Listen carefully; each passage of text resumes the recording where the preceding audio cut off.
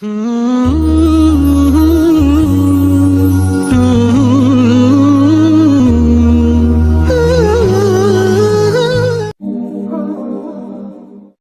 الحمد لله نحمده تعالى ونستغفره ونستهديه ونتوب إليه ونعوذ بالله من شرور أنفسنا ومن سيئات أعمالنا. من يهده الله فلا مضل له ومن يضلل فلا هادي له، وأشهد أن لا إله إلا الله وحده لا شريك له، له الملك وله الحمد وهو على كل شيء قدير، وأشهد أن محمدا عبد الله ورسوله صفيه ووليه وخيرته من خلقه ونجيبه من عباده.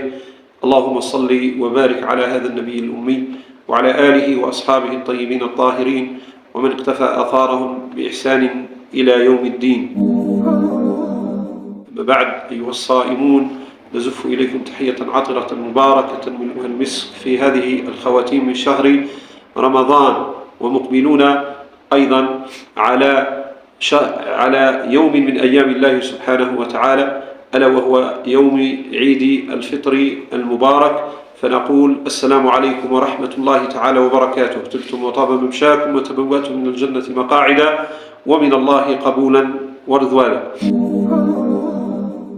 ولعل آخر ما تكلمنا عليه في الحلقة الماضية هو الثبات على الطاعات بعد رمضان، فنسأل الله عز وجل أن يثبتنا بعد رمضان على الطاعات والابتعاد عن المنكرات والمعاصي، إنه ولي ذلك والقادر عليه. عيد الفطر أيها المؤمنون هو يوم من أيام الله سبحانه وتعالى، وذكرهم بأيام الله إن في ذلك لآيات لكل صبار شكور. جاء النبي صلى الله عليه وسلم إلى المدينة فوجدهم يحتفلون بيومين من أيام الجاهلية، فقال لهم رسول الله صلى الله عليه وسلم فيما معناه بأن الله عز وجل أبدلكما بهذين اليومين بيومين عظيمين من أيام الله سبحانه وتعالى. اليوم الأول هو عيد الفطر المبارك، واليوم الثاني هو عيد الأضحى المبارك. ولأننا مقبلون على عيد الفطر المبارك وهو يوم عظيم من أيام الله سبحانه وتعالى، إنه يوم شكر نعمة الله سبحانه وتعالى على أن وفقنا للصيام. قال سبحانه وتعالى: شهر رمضان الذي أنزل فيه القرآن هدى للناس وبينات من الهدى والفرقان فمن شهد منكم الشهر فليصمه ومن كان مريضا أو على سفر فعدة من أيام أخر. ثم قال: ولتكملوا العدة ولتكبروا الله على ما هداكم ولعلكم تشكرون. فمعنى ولتكبروا الله على ما هداكم لهذه الطاعة، لهذه العبادة العظيمة، ألا وهي عبادة الصيام. ولذلك شرع وسن عن النبي صلى الله عليه وسلم أن يكبر المسلمون يوم عيد الفطر المبارك: الله أكبر الله أكبر الله أكبر، لا إله إلا الله، الله أكبر الله أكبر، ولله الحمد ولله الحمد ولله الشكر ولله الثناء على أن وفقنا لعبادته سبحانه وتعالى، على أن وفقنا لقراءة القرآن، للصلاة على النبي صلى الله عليه وسلم، لصلاة التراويح، للتهجد ليلا، لإعانة الفقراء والمساكين في رمضان. وأبواب الخير مفتوحة في رمضان، فهنيئا هنيئا لمن وفقه الله سبحانه وتعالى لهذه العبادات. فالله سبحانه وتعالى شرع هذا العيد من أجل أن نحمد الله عز وجل وأن نكبره سبحانه وتعالى وأن نعظمه على أن وفقنا لهذه العبادة العظيمة. أيضا مما يحذر منه في يوم عيد الفطر المبارك الابتعاد عن الذنوب والمعاصي، لأن هذا اليوم يوم من أيام الله سبحانه وتعالى. وقلنا في الحلقة الماضية الثبات على الطاعة بعد رمضان، وإبليس سيطلق سراحه بعد انتهاء مدرسة الصيام، يترصد بك أيها المسلم لأن تعود إلى ذنوبك، لأن تعود إلى معاصيك، فعليك أن تحذر من إبليس. من معاني العيد أيها المسلمون يا من وفقكم الله عز وجل للصيام هذا الشهر الكريم الفضيل طاعة الله سبحانه وتعالى. المقولة المأثورة: ليس العيد لمن لبس الجديد ولكن العيد لمن تقواه لله تزيد. ليس العيد لمن لبس الجديد ولكن العيد لمن تقواه لله تزيد. ليس العيد لمن لبس الجديد ولكن العيد لمن تذكر يوم الوعيد. ولكن العيد لمن تذكر يوم الوعيد. هذا لا يعني أن لا نلبس الجديد، بل شرع ومن السنة الثابتة عن رسول الله صلى الله عليه وسلم أن يلبس المسلم أحسن الثياب في يوم العيد بلا تكبر ولا بطر ولا علو أو استعلاء على خلق الله سبحانه وتعالى. يعني من معاني أو المعنى الأول للعيد هو طاعة الله سبحانه وتعالى والإكثار من التحميد والتكبير والتهليل لله سبحانه وتعالى، كما ثبت ذلك عن رسول الله صلى الله عليه وسلم، فإنه كان يقول: الله أكبر الله أكبر الله أكبر، لا إله إلا الله، الله أكبر الله أكبر، ولله الحمد. ومن معاني العيد أن يتذكر المسلم أقاربه، أن يتذكر أرحامه.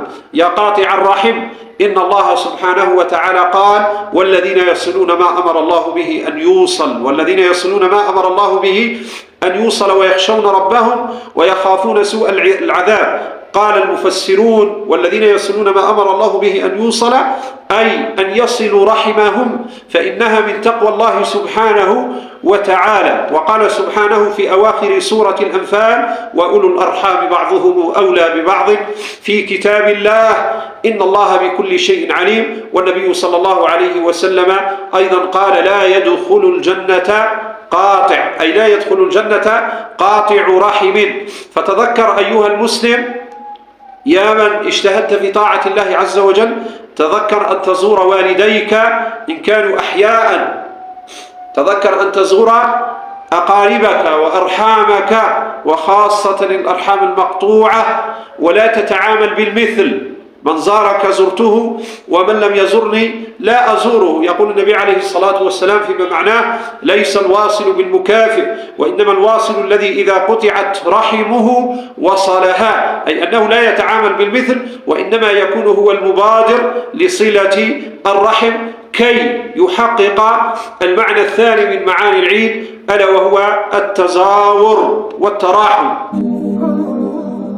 فالنبي صلى الله عليه وسلم أوصى بالرحم خيرا، فقال: من وصلها وصلته ومن قطعها قطعته، أو كما قال عليه الصلاة والسلام. المعنى الثاني من معاني العيد أن نتذكر الفقراء والمساكين في هذا اليوم الفضيل وفي هذا اليوم المبارك. ولهذا شرعت زكاة الفطر عن النبي صلى الله عليه وسلم. والفقراء والمساكين محتاجون أيها الأحبة إلى المال، يحتاجون إلى الأوراق النقدية. والنبي عليه الصلاة والسلام قال: أغنوهم عن السؤال في هذا اليوم، أغنوهم عن السؤال فلا نحرج الفقراء والمساكين بالطعام وهم غير محتاجين إلى هذا الطعام، وإنما يحتاجون إلى النقود. والنقود ثبتت عن السلف كما ثبت إخراج القوت الغالب في البلاد، أيضا ثبت عن السلف أنهم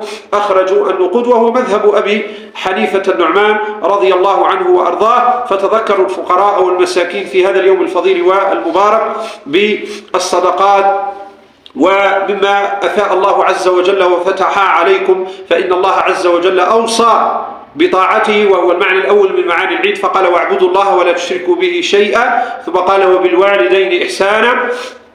طاعة الوالدين، زيارة الوالدين، الإحسان إلى الوالدين لا تنفع طاعة مع عقوق الوالدين. هكذا أخبر الله سبحانه وتعالى في قرآنه، وأخبر النبي صلى الله عليه وسلم في سنته، ثم قال: وبذي القربى لا يدخل الجنة قاطع رحم.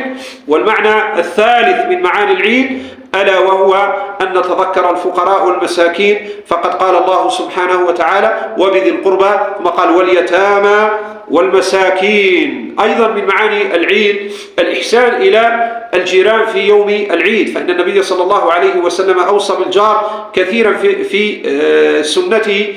ومن الأحاديث التي تدل على ضرورة الإحسان إلى الجار، وخاصة في هذا اليوم الفضيل والكريم. قوله صلى الله عليه وسلم: ما زال جبريل يوصيني بالجار حتى ظننت أنه سيورثه، يعني سيرث مع جاره.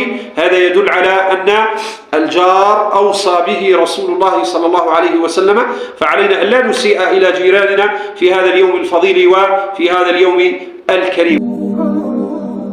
ولعل من معاني العيد أيضا أن نتذكر المرضى في المستشفيات. النبي صلى الله عليه وسلم في الحديث القدسي الذي يرويه عن ربه قال: عبدي مرضت فلم تعدني، فقال: كيف أعودك وأنت رب العالمين؟ فقال: مرض عبدي فلان ولو عدته لوجدتني عنده. ولعل من العيد هو يوم الشعائر، ومن يعظم شعائر الله فإنها من تقوى القلوب، وهو يوم المشاعر، يوم المشاعر.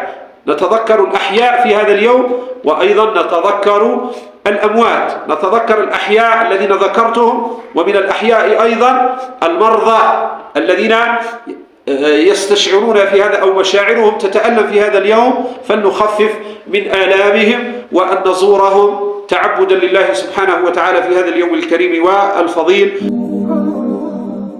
وأيضا نتذكر الأموات. النبي صلى الله عليه وسلم قال: كنت قد نهيتكم عن زيارة القبور ألا فزوروها فإنها تذكركم الآخرة. فأيضا من المشاعر التي نتذكرها في يوم العيد، وهي ليست مرتبطة، يعني سنة زيارة المقابر ليست مرتبطة بالعيد وفقط، بل هي سنة مأثورة عن النبي صلى الله عليه وسلم. فكثير من المسلمين يتذكرون موتاهم في هذا اليوم الفضيل والمبارك فيزورونهم، ومن الآداب أن ندعو لكل أهل المقبرة، وأيضا أن نخص ذلك القريب بدعوة.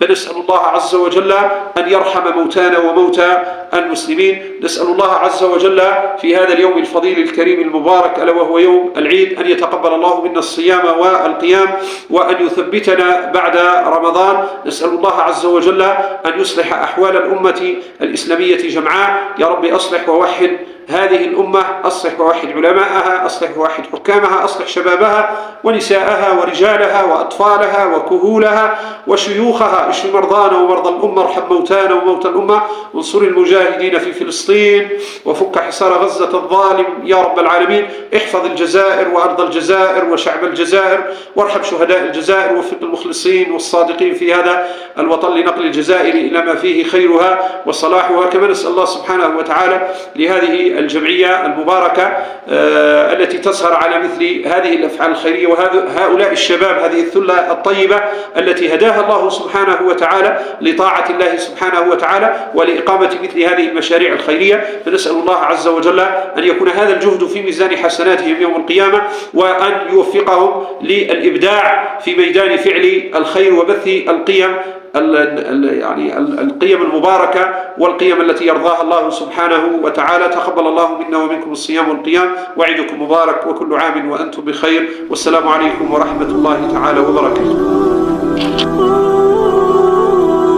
السلام عليكم خوتي، وصلنا لنهاية هذا البرنامج. تعتبر الخواطر اللي كان عبارة عن مشاهد تمثيلية للواقع اللي رانا نعيشوا فيه، والحمد لله بفضلكم وبفضل توفيق الله نجح شوية هذا البرنامج. وحبيت نشكر زملائي كما رمزي، أشرف، جماعة اللي شاركت معنا في هذا البرنامج، ونقول لهم بارك الله فيكم وربي يحفظكم. بلا ما ننساو نشكروا فضيلة الشيخ الأستاذ بن قايدة بالخير اللي وقف معنا حتى ننجح هذا البرنامج. وإن شاء الله مازال كاين أعمال أخرى، مازال بعد رمضان هذا كملوا أعمال أخرى، انتظرونا. بارك الله فيكم وصحة.